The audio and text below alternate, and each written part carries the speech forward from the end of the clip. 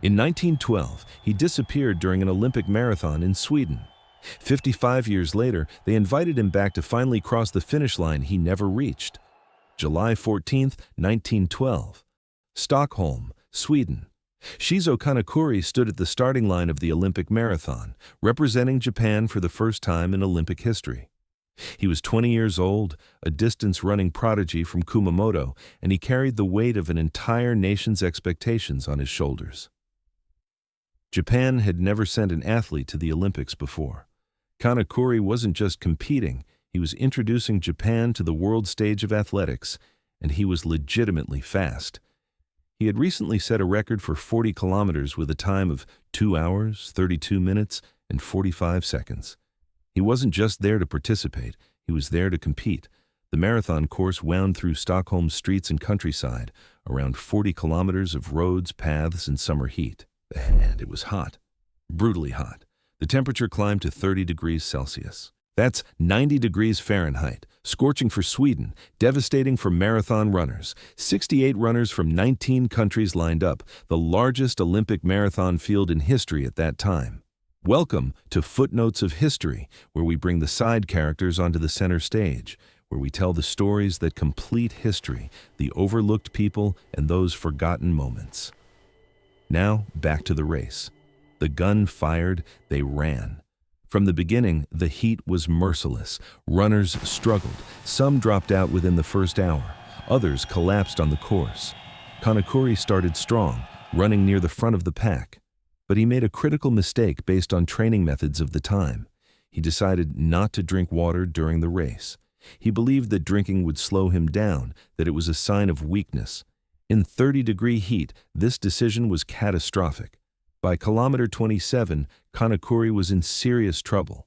His vision blurred. His legs felt heavy. The heat was cooking him from the inside. He saw a family in a garden near the course. They were having a party, drinking juice, enjoying the summer day. Kanakuri stumbled off the course toward them. The family immediately saw that this young Asian man in running clothes was in distress. They offered him drinks, orange juice, water, anything to help. Kanakuri drank. One glass, then another. The cool liquid felt like salvation.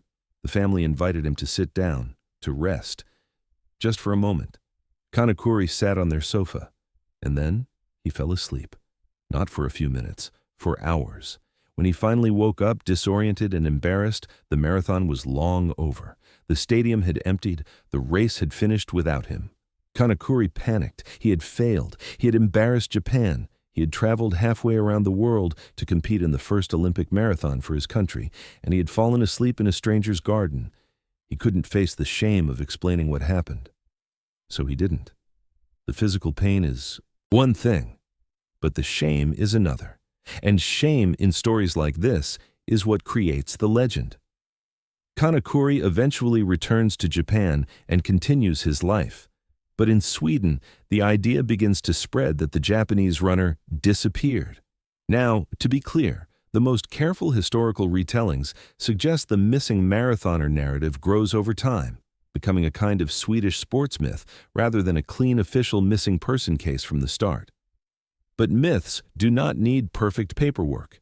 For decades, Swedish Olympic records listed Shizo Kanakuri as a missing person, but Kanakuri does not vanish from life. He keeps running. He returns to the Olympics again.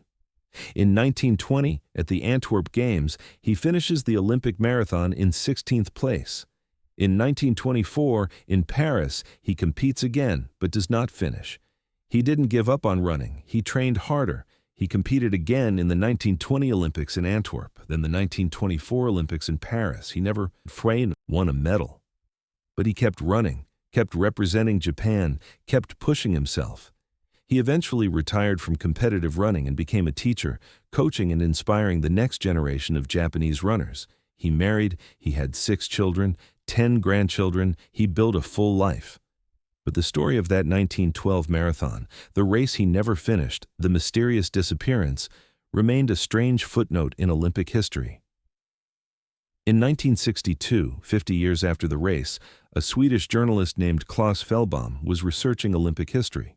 He came across the strange case of the Japanese runner who had disappeared in 1912 and was never officially found.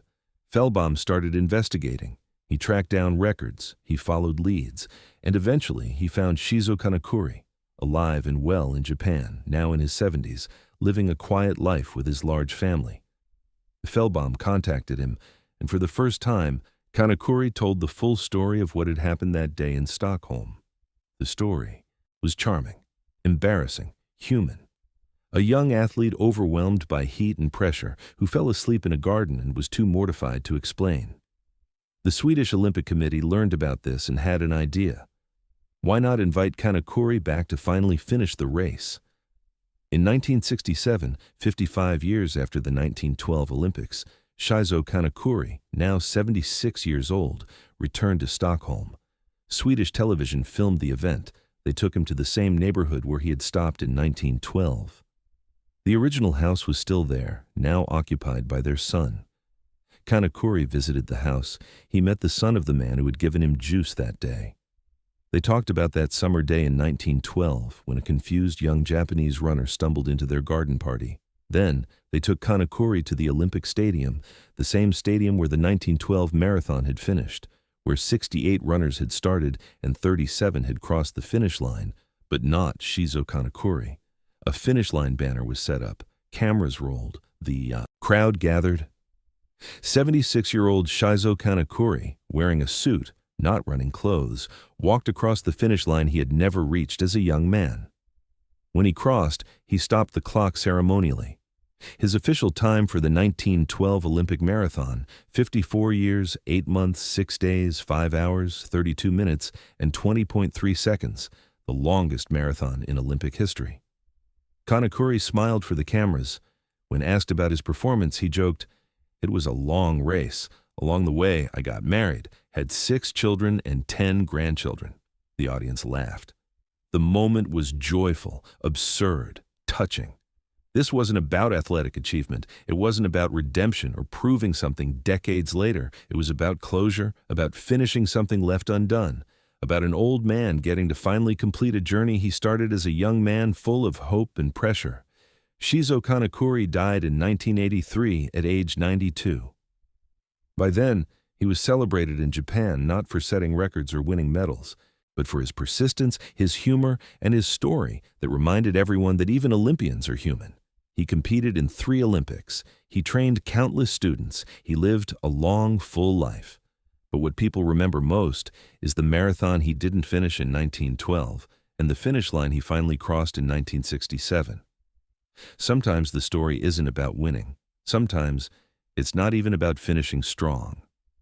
Sometimes the story is about a young man who fell asleep in a garden on a hot day, was too embarrassed to explain, and lived with that unfinished race for 55 years.